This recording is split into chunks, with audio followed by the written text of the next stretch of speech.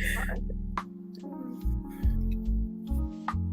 Hello, everyone. Welcome to another segment of The Other Woman on Relationship Advice for Women, a podcast for women.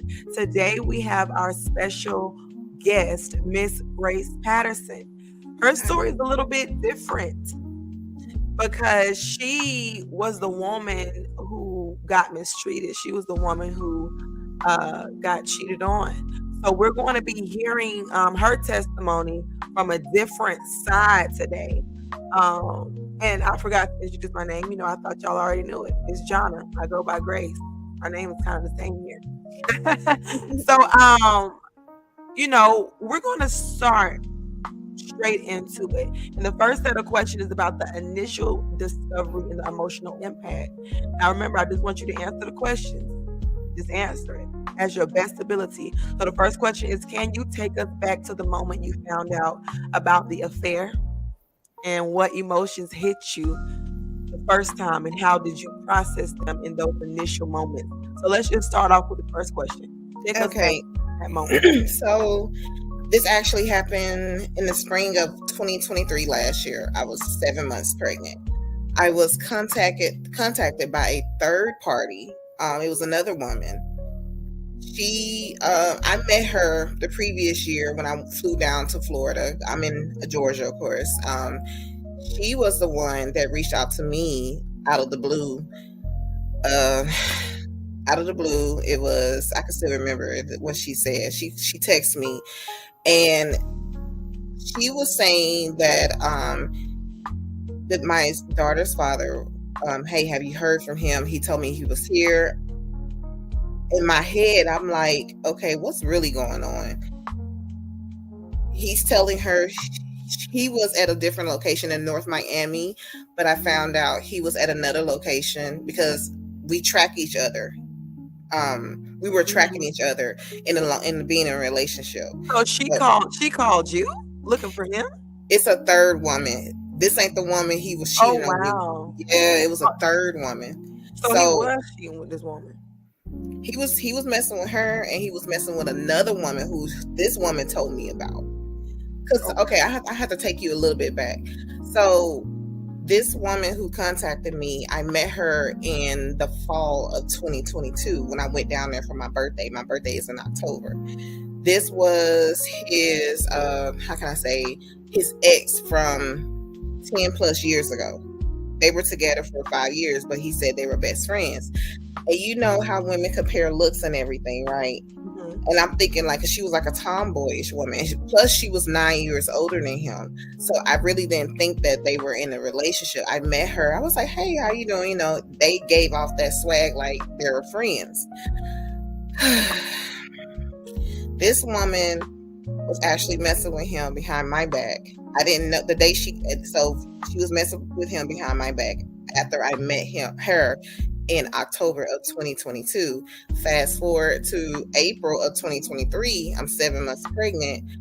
She contacted me because at the time I was communicating with her to like, what are good places to live in Florida, you know, and I was like trying to be cool with her and everything. And she contacted me and she was saying that, hey, me and my daughter's father, we have been living together, sleeping together. She said she wanted him to herself. Mm-hmm. At that moment, I was just like, it's like my world just stopped. I'm 7 months pregnant and I'm hearing this. And then she tells me, I think that he's messing with somebody else. She apologized to me on the phone call. I'm like, it didn't matter to me from her. But right. She told me there's another woman. Her name is, I'll just say Marie, you know. Yeah. And she believes that he calls her boo, and she believes he's messing with her too. So you met this person, you met this person in 2022 who's talking to you now. Yes. And what made her call you and tell you that? Because she said, from what she told me that he just started going out to clubbing and stuff. Me and him had a plan because we were building a family. That's what we were doing. Right. So for what I was knowing here in Atlanta, I'm thinking he's going to school because he's supposed to be finishing with his criminal justice degree. Right. So he wasn't doing that. He was going out clubbing, and I kind of got suspicious in the month of March before April came, because out of the blue he just went to Jamaica and said it was his cousins, and I was like, what cousin? Yeah. So when she contacted me in April, I'm just like, what made her contact me out of the blue? I don't talk to you like that, you know, because I kind of, my female tendencies, you know, I was like, what is going on? Why is she, because she had got an attitude with me one time, but that's a whole different story. Yeah. So she told me, and she said, well, he told me he's here in North Miami, and I'm looking at the tracker. I was like, no, he's here right here. And she said, well, I don't believe you. I said, look, he's telling me he's right here now. What this woman did, once I had screenshot and told her this is where he's at. I don't know why he's still telling you he's here. I wasn't thinking in my head like, oh, she's about to go track him down to this address. Oh. As soon as I sent her the screenshot with his current location, she said, I'm headed there now. I said, what? Oh, she wanted to know where he was at. Yes, so I did, but it didn't click to me. Right. It didn't click to me at that moment. She was mad with him. That's why she told you. Right. It didn't click to me at that moment. And I was just like, what you mean? You going over there now? And she said, I'm about 15 minutes away. I said, I think in my head like, oh man, what the heck did just happen? You know, I said, did I just get played? You know, because I'm just like, what? Yeah, because she didn't care that y'all was together. And that's why I want to stick on these certain emotions. Because we're going to get down into all of that. I felt stupid at that time. I felt stupid because I was like, did she just play me? And you know, when you're that far in pregnancy, you tend to get, and I'm 37 now. I was 36 when this happened. As we get older and we still get pregnant, we get a bigger blow of having brain fog. Wow. So my reflexes, I'm like, because I was laying down, waking up, and I'm just like, and I had to take a step back, and I'm like, did she just play me? I don't get played like this by females. Like, I don't. So wow. So she No, I'm listening to you. You don't okay, so I'm hearing her. I'm hearing she rolled into the neighborhood and she got out the car. I'm in the background hearing everything because I'm just like shocked. I chose to stay on the phone with her because I'm like, let me not blow up at this moment. Let me see what's going on. This woman just told me there's a woman named Marie and he calls her Boo. And you just found out about all of it. Just found out all in one day. In one day. Like, I'm all the way in Atlanta. I kind of suspected he was doing something starting in March. Okay, so we're going to resume with asking what were your immediate thoughts and feelings. So we talked about your feelings at the first one, but this one, what were your immediate thoughts and feelings when you discovered he had cheated while you were 7 months? So we're focusing on the fact that you 7 months and he did this. How did the betrayal feel? And you were just talking about in that vulnerable time, you had a little bit of brain fog. So my immediate thoughts and feelings when I discovered that he cheated while I was 7 months pregnant, I felt betrayed. I felt like I wasn't good enough. I felt dumbfounded. Like, you know, I felt that I should have went with my first instincts. And I kept questioning myself, like, why didn't I walk away? Why didn't I walk away? I felt so betrayed. And then it made me feel so betrayed because I was at a vulnerable time, me being 7 months pregnant. And, you know, we had all these plans and everything. And, you know, I have an older child who's, my children are 11 years apart. So I knew that there was going to be pain coming my son's way. Yeah. And so was this guy around y'all a lot? He was around your family? Not the family, not my son, but me. He was around me a lot. When he met my family, he met my son.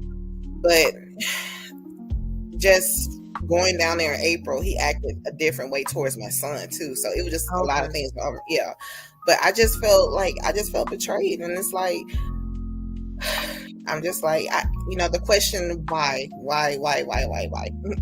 That was the question. Okay, And I got yeah. you. Mm-hmm. And so we're gonna move to the next look because you're gonna get all this out. Did you confront him right away, or did you need time to gather your thoughts?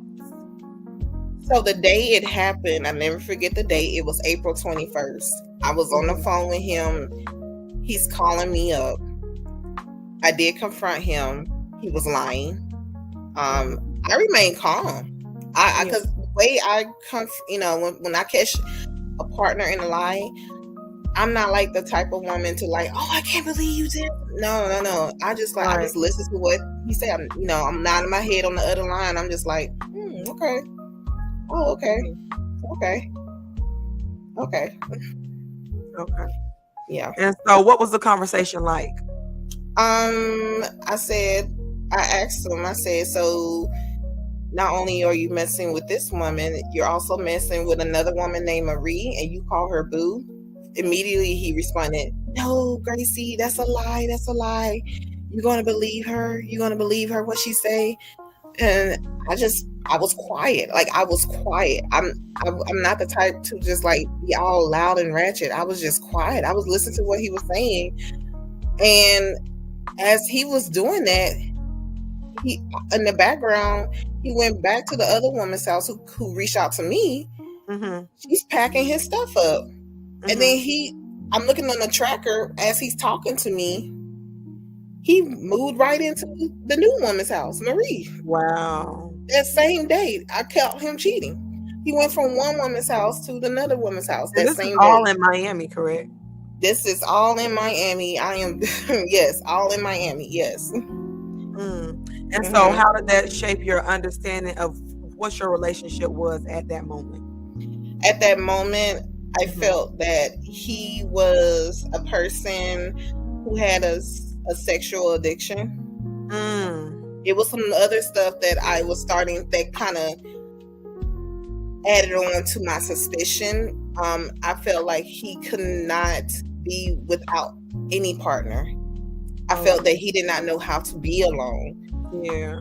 I felt that if a woman is available and has room for him, he'll move in with whoever, no matter what she's about, as long as she's able to provide a roof, food in the house, and have a good, stable career. Wow. And so with that thought pattern, because that's like right on it, that means he got a lot of issues. Oh yeah, everything just went downhill from that day on. So I know what he is. I can't say this in court, but I felt like I did a lot of research. And see, I'm stuttering because when I say that brain fog, and then I think I had like some mental damage from what I went through. I can say this, I felt like this man was a covert narcissist. Because he hid it real well. I didn't know what a narcissist was. Yeah, he was. There's different types. So I was like, oh Lord, I'm dealing with a covert narcissist here. Wow. Okay. And so this is about the fallout and the life after your betrayal happened. It's just 3 questions. Yeah. So how did it affect your pregnancy? Like, you were 7 months pregnant, you found out you was betrayed, and your plans for the future. I knew y'all was gonna get married, but what changes did you have to make after? So, I had my things in storage because I was supposed to move down there this year to Florida. So, because we thought it would be best until the baby turns 1 to make all these moves and everything. So the betrayal happened with my pregnancy. It affected my pregnancy because from that day on, I wasn't eating. Oh, wow. I wasn't eating. I was going to my doctor's appointments. They were putting me at high risk. I felt the baby was going to come early with this pregnancy, and I was right.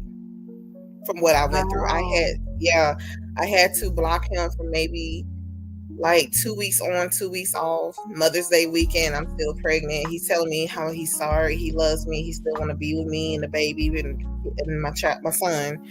I had to block him again because I'm like, I'm listening to what he's telling me, but his actions are, you're still at this woman's house. Right. I had to block him off again because I said I had to finish his pregnancy off to make sure I bring this baby in correctly. Right. The baby ended up coming a month early. So I ended up having it. Oh, Lord. Even with that, he chose to miss his flight because he said he wanted to go play basketball. Yeah, it was a lot of things, the domino effect of everything. He started to call me up, different numbers, curse me out, saying I'm a liar, I'm a liar. This is with the pregnancy and thereafter. He was saying you was lying about being pregnant? No, just lying about what. So basically, when he was calling me up randomly, it was when I was pregnant, and then he did it starting again from the night I came home from the hospital. He flew back to Miami already. He was saying I'm a liar. He said they'll let me take it to level 10. It's like he went completely crazy on me. Wow. He was doing this in front of this new woman. I guess he was trying to plead his case because he had nowhere to go. Oh, wow. So he was doing all that because he ain't had nowhere to go. He needed a roof. Yeah. So he's going to make this other woman feel special. He was doing all this in front of this other woman. She whispering to him what to say to me because I hear her voice in the background. That, like, it affected me from the pregnancy and right there during and thereafter because I was going through postpartum depression. My level of postpartum was at a 12. The max in the hospital is supposed to be at 10. Oh, wow. So I had social workers calling me in the hospital after giving birth, and I had a team of nurses. They were wonderful. Oh my gosh, they were so wonderful. And they were watching me sharing their similar stories about, how their, significant other cheated on them and everything. But I saw hope in that moment from the nursing team because I'm like, these are women just like me who still met their goals of becoming a nurse and everything. Oh, wow, yeah. So, yeah. That's good. That's good. So it gave you hope. And so the next question, so you mentioned that your belongings are still in storage. Yes. So I'm getting ready. Look. This question, does that feel like a metaphor for how your life was put on hold? Yes. My stuff is still in storage to date. I do plan on keeping it in storage for another month or two. I found a women's shelter. I'm going to give some of my stuff away too. Okay. Yeah. It does feel like a metaphor because I look at it and I'm like, I had my stuff in storage since the fall of 2020. The summer of 2022. Wow. So yeah, and I'm like, all that money. My mom was like, Grace, you have all that money, paying $200 a month. Yeah, and it's in storage in Miami or in Georgia? No, it's in Georgia. Wow. It was in Georgia. Yeah, I let go of my apartment. I had moved back in with my mom because we thought that was the best thing to do while I was pregnant up here. My care plan, it was in Georgia. So I put all my stuff in storage, and the plan was to get everything out of storage and get it sent down there and have me and the kids come transfer everything down there, including my credits for nursing school, everything down there. Because once I start clinicals, I can't move to another school. Right. Wow. Okay. And so last question about this section is, what was the most challenging part of moving forward after your betrayal? Was it the emotional pain, practical changes, something else, like still having to be in your mom's house, or what was the most challenging part about it? I think that it was the emotional pain because what did my therapist tell me? She said, everybody isn't like me out here that will do right by somebody else. I had to accept that because when I kept asking why, like, I just couldn't understand because we had multiple conversations about this and everything. Yeah. So the emotional pain behind it, I had to really build up new boundaries for myself because I believe I did go crazy at one point. Wow. Yeah. And I had to block him off because he was attacking my emotional pain. He was trying to, like, mentally and verbally tear me down. And I felt like it did leave some type of damage in my brain because the way I even articulate my sentences at times, I have to pause to get my thoughts right. Mm-hmm. So Wow. yeah. Wow. And so, yeah, we are talking about coping and healing now. And so you said this happened a year ago in May 2023, right? April 2023. April 2023. So how did you cope with the heartbreak while still being a new mother from then up until now? And then, so where did you find the strength to keep on going?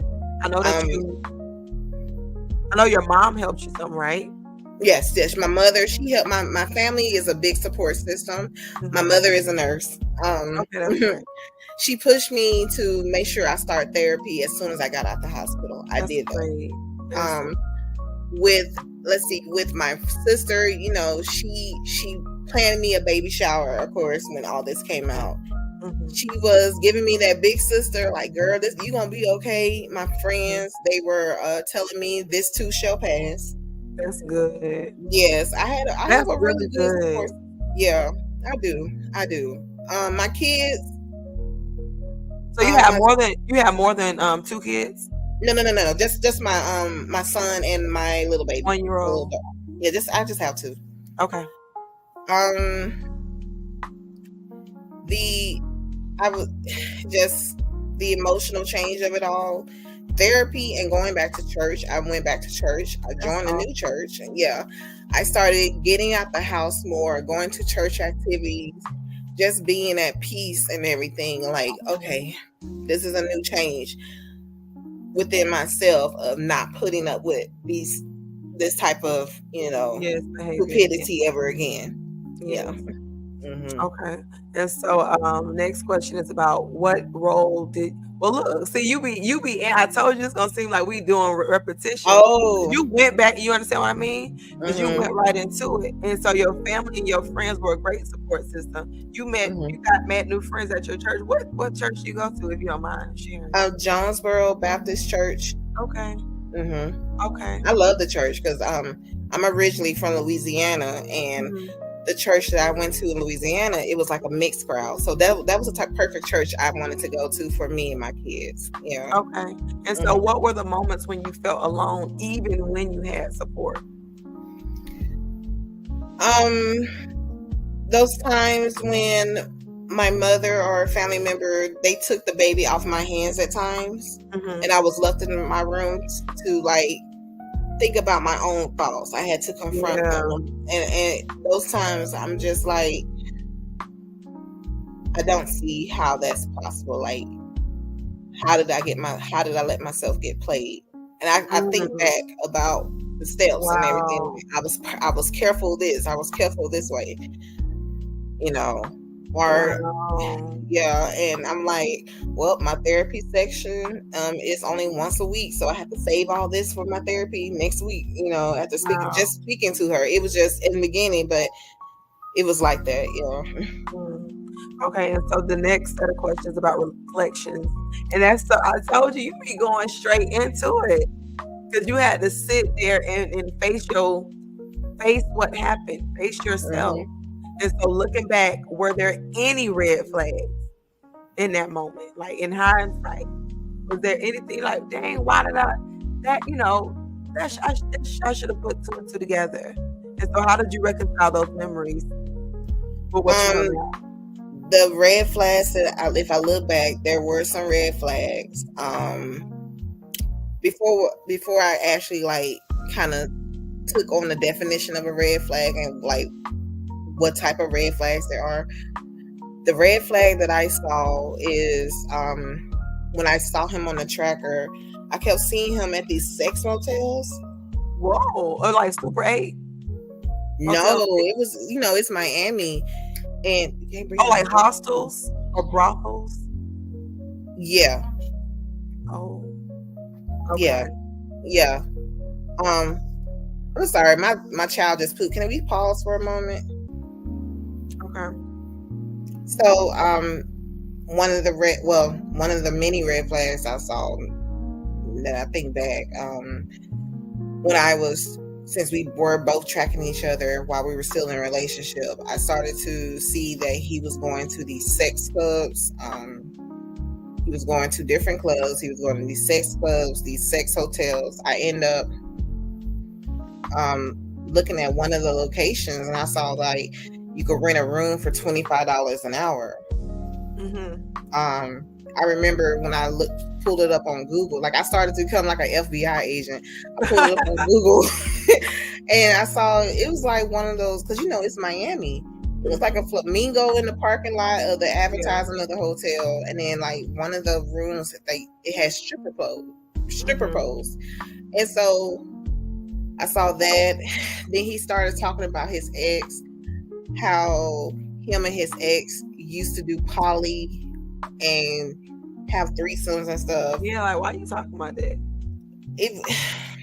He said they used to throw sex clubs, and I'm like, no, I'm not doing that. I told him that. I'm like, that's not me. So, was he a Christian? Because you mentioned you went back to church, and so that's how he got me. Yeah, I met him while he was still going to church. We were both going to church. There were times to where, because he used to play on the instruments in church, and then like when I'm not in church for a night, he put me on FaceTime, and we both listened to the pastor's message and everything. And that, it was like that. That's how he got you. So I'm just repeating what you're saying. That's how you were. Those were like. That's how you could. Well, we go to church together, so you would kind of probably overlook those different red flags that you like. Right. But you mentioned before that he got like engaged within 3 months or something like that. So how did you feel about the fact that he moved on so quickly and married one of the other women who he was with? So, Lord, this whole thing, and the way I found out, because I had to block him everywhere from social media, but I did have a second account to where I looked and see like what was going on, like who is this woman? Because I guess that's another question. I can't go into that right now, but he ended up he wanted to FaceTime our daughter on FaceTime. I let that happen. I was trying to tell him about her shot record of her shots for that day, because I took her to her pediatrician. This man interrupted me and just went ballistic. You'll never have my last name, Gracie. You'll never have my last name. I'm engaged now. And I'm thinking like, what the? Yeah. You'll never have my last name. I only used your body so you could give birth to my daughter. What? Yes. I was just like, I don't want somebody's last name who's talking like that. Right. And you have to live with other women now. But we ain't gonna. The woman, she was right there. Every time he got on the phone and abused me like that, verbally abused me, she was right there. It does feel like a betrayal, because we did have a plan together, and I found out he lied about our status to her. He said I was just a fling. You were just a who? A fling. Wow. I was just some overnight fling. That's the exact words he told her. Wow. And so, that's because we were together for 2 years.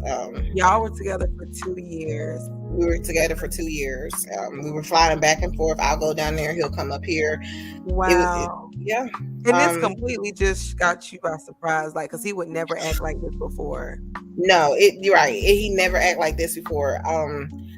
I was like, Lord, what is going on? But that's when I started to do research on what a narcissist was. I was like, what is going on here? Like, but I found out what it was. And I was like, oh, it makes sense now. Makes sense why he got that random tattoo out of the blue. He's a covert. Random tattoo? Yes, he got a random tattoo. Of what? It's a lion on his arm right here. It's like and he always said he wanted a tattoo, but for him to just up and get it like that without telling me, that's weird. That's weird. And we were together, I had just found out I was pregnant. I'm like, that's weird. This chick got tattoos everywhere. So that makes sense. I have one tattoo. But I just like for you to just go out and do this. I was like, oh, and then I just backtrace and I'm like, oh, now it makes sense why he did. Like when you think back, it's like, oh, that's why he did that. That's why he did that. Mm-hmm. And so, do you ever wonder what his life is like now with her? Because I don't know if y'all still talk, or do you just focus on your your own healing. I focus on my own healing and my future. I've seen what his life is like now. They go on multiple trips throughout the year. You Out of still the friends with him country. on Facebook?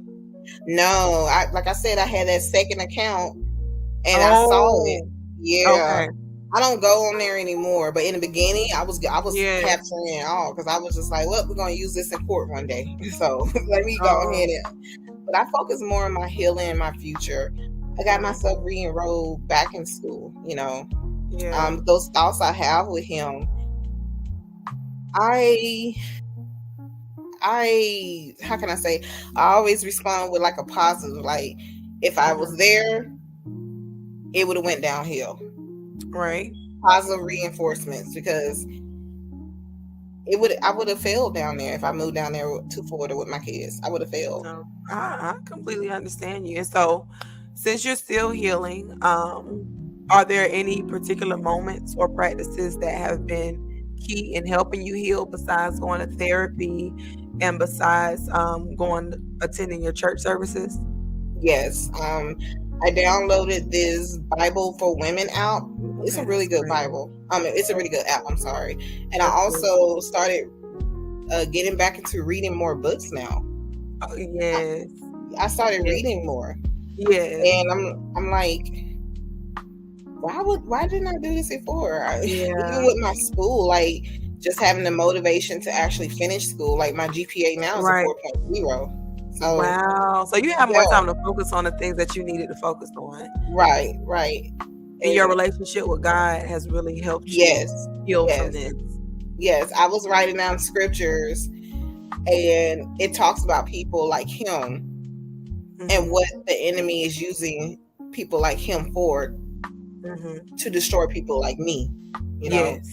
And I have to stay positive because the more I stay positive, the more I see more blessings coming back to me. So yeah, it was a lot. Wow. And so this question right here, what does healing mean to you? Is it about moving on, finding peace, or is it about something else? And then like the last question says, how do you measure your progress? Like, to me, I know that this question is just kind of like, dang, measure my progress. This just happened a year ago. But you can see strides that you have been getting a lot better than where you started off, correct? I would say healing means to me taking the actions to improve yourself for the better. That is so good. I do believe it is about finding peace because our lives here on earth is so short. So dealing with any type of negativity, you don't want that to wrap up your life. Right. And the way I measure my progress, of course, with my grades in school and me getting back better in the mental health. Yes. I have my boundaries up. And when I say I'm not the same Grace of what I used to be last year, I mean it. That's so good. Yeah, and I see, like, once you go through something like that, yes, you could spot it. Like, oh, I'm not gonna talk to this person. You know, not even worry about a relationship. I'm at peace with being alone. That's I'm so at peace. good. Yeah, I'm at peace of not even getting married. Like, I'm content with being by myself. It's so peaceful here.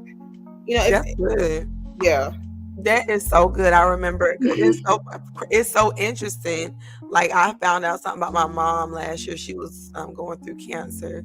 And just like what you said, I ended up finding peace during the storm. And I did when I began to focus on God and not really focus on the issue and focus on where God was taking me. And so this question kind of pertains to your multitasking. And so how does the balance and demands of nursing school, motherhood, and healing, how do you find balance in that? And then when you do have your toughest days, I know you go to the scriptures, but what does that kind of look like? And I know those were a lot of different questions at one time, but you can start where you want to. So the way I balance the demand for nursing school, I start clinicals in March for my BSN. Okay, so March 2025. Yes, I start. Yeah. So right now I have like maybe 2 more quarters. I have 2 more quarter semesters to finish my prerequisites. So me balancing that with my children, I'm a stay-at-home mom. I work from Okay. home in the evening times. Okay. My job is a work from home job. Mhm. I also homeschool my son too. Okay. Wow. Okay. Yes, because How do you do he, that? Oh, huh? because you work evening, so you I still work evenings. okay. hmm So I get my rest in between. Of course, my little one, she's 1, so it works out. The way I have to juggle motherhood and healing is really at the times to where I feel like I have extra time. I take that time for myself. If Wow. it's not resting, then hey, let me see what new TikTok video Mhm. that relates to my healing. Situation. Right. Yes. So let me see what you know what what positive feedback I could get from that. If it's not that, I'll read, of course, or Wow. read the scripture and stuff. Yeah, it seems Um like you're very motivated from the oh yeah. inside. It's like Yes, I inward. am. Yeah. After going through that type of abuse, and all abuse doesn't have to be Yeah. physical. Just Exactly. that type of abuse alone, like I will never put myself in a situation like that ever That is again. so Never, good. never. That is so good. That hmm is so good. That's This what gets me through the toughest days. And mhm. like, yeah, I gotta do this. I gotta get these classes Yes. passed. Cause I gotta be, my mom, she's a nurse. Yeah, Yeah. so his mom is a nurse. So Wow. You yeah, gotta yeah, move forward. This thing like this situation puts you in a you cannot fail. Like you just I'm right. not I gonna cannot fail. I this cannot. like I gotta look, and I love to say this for myself, you know how the Bible talks about he prepares a table before me in the presence of my enemies. This hmm is exactly what it sounds like you're saying, that God is preparing a table before you Yeah, in the presence yeah, of everybody who want to see you fail. yeah. And Yo, he wanted to see me fail. He yeah, called me stupid. I'm dumb. I'm stupid. All that in front of this woman, and she just sitting there and just kissing him in the background on FaceTime. I'm just like, she really just, child, I ain't never seen women like this. I've seen some women, but not like this. I'm like, oh, okay. Yeah. and so if you could go back and talk to the version of yourself that was 7 months pregnant and just discovering the affair, what would you say to her? I would say run and don't look back. Block him right then and there. Don't be Don't, FBI agent stressing yourself out because you're gonna get through this. right. I would say run and don't look back. Block him right there. Mhm. Um, I would say that. Yeah. It Yeah. just, And then, so how has this experience shaped your view of love, trust, and commitment? And so, do you believe in love differently now than you did before? this experience has shaped my view of love, trust, and commitment by not putting up with going through the trenches with a man because I say I love him or he say he loved me.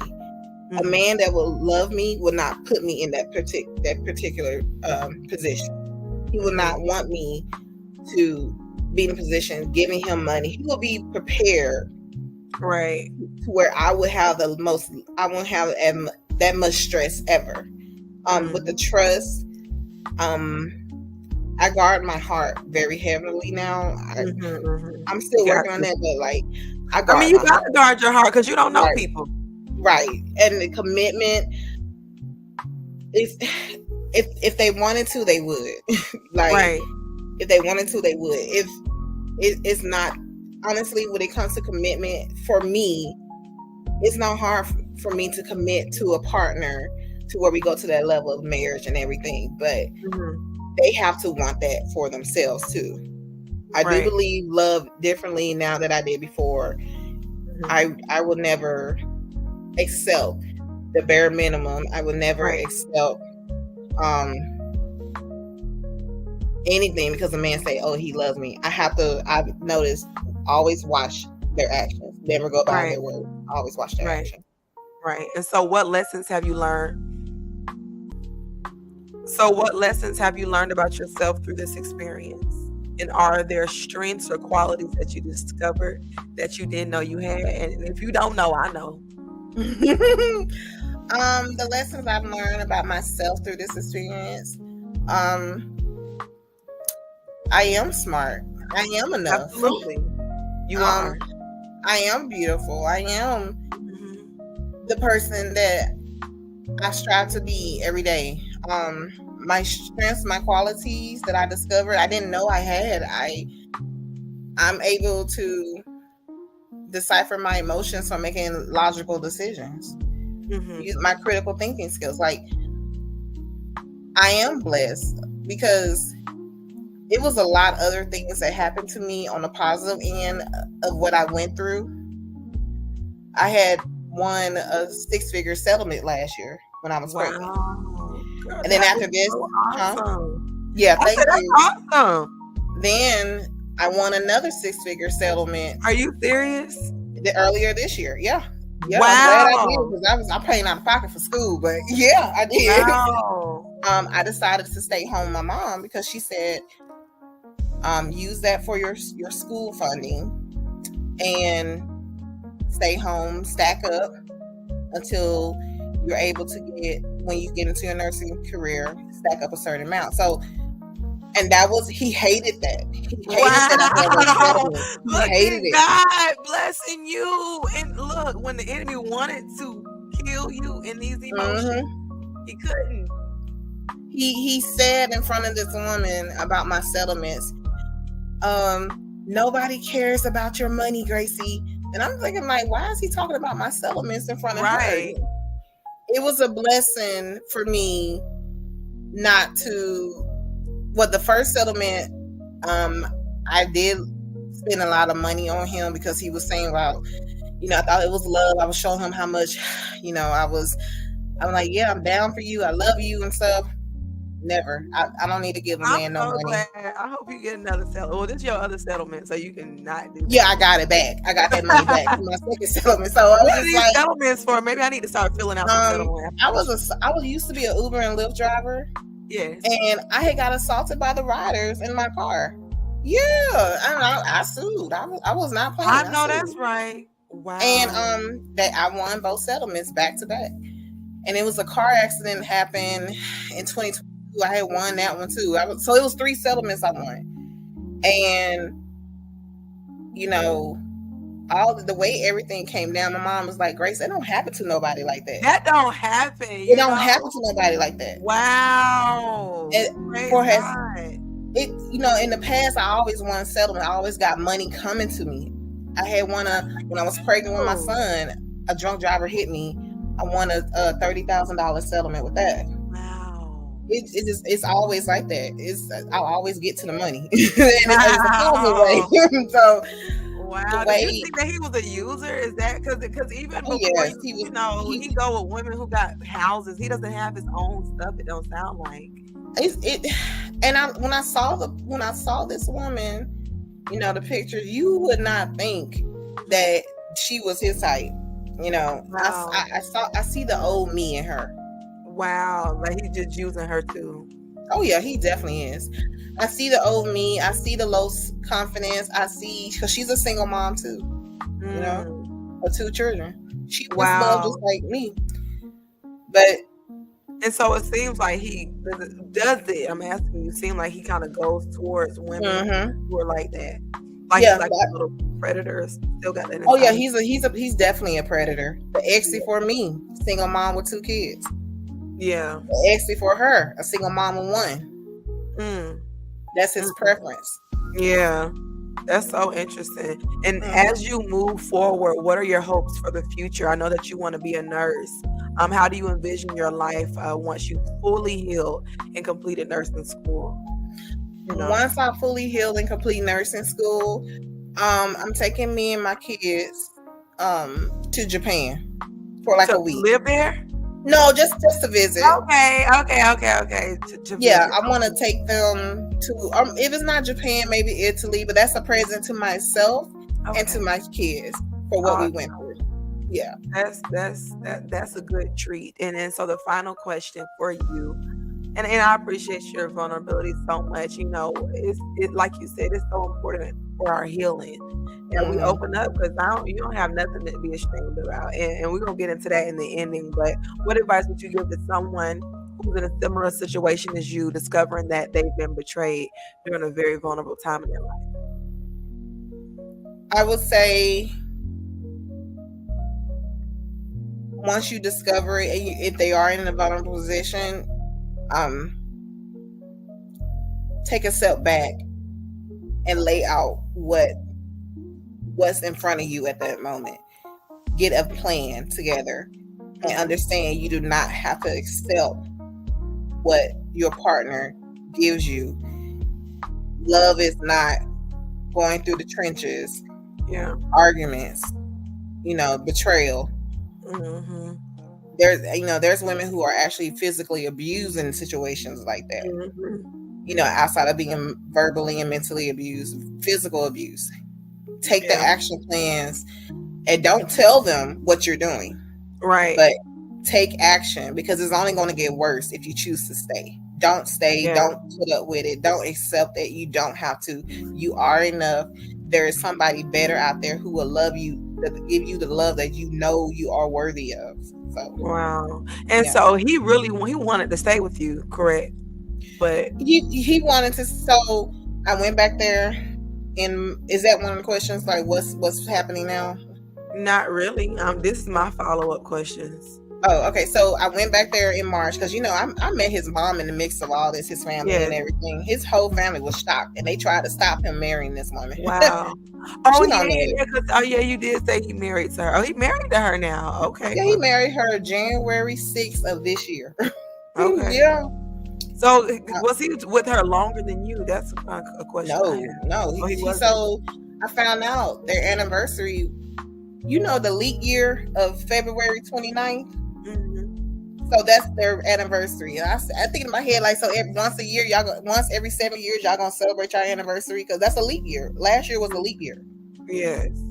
So he became official with her in February while he was still with me. February 2023. Huh? February of 2023. Yes, February 29th, 2023. They went to Jamaica that following month in March. He told me he was going with his cousins. That April, she allowed him to move into her house. So 2 months. If you look at the pattern, he moved in her house in 2 months. Wow. And this is how predators move. Yeah, it's so interesting to hear the other side of the story, because you just don't know until you know. And so, look, I know that there's so much more that we could talk about, but you shared a lot. And I want to say that you are resilient, and look, you are very bold, you are brave. And I do pray that, women who have been betrayed are able to find strength through your testimony. You learn so much, especially don't be giving no money to no man. Yes. If anything, he should be paying you. But but God is paying you. That's all. That's what I've learned through your testimony. That God is paying you. So thank y'all. We'll talk just a little bit after this, but thank you all so much for joining with me and Grace. And look, if you want to sow into Grace, sowing her into her settlement anointing. Look, she gonna give you the cash app. Look, all you would do is you got a settlement anointing. Okay. Look, reach out, do that if you will. If she wants to leave the cash app below, we'll put that in the description. But anyway, thank y'all so much, and we will see you next time on another awesome episode of The Other Woman.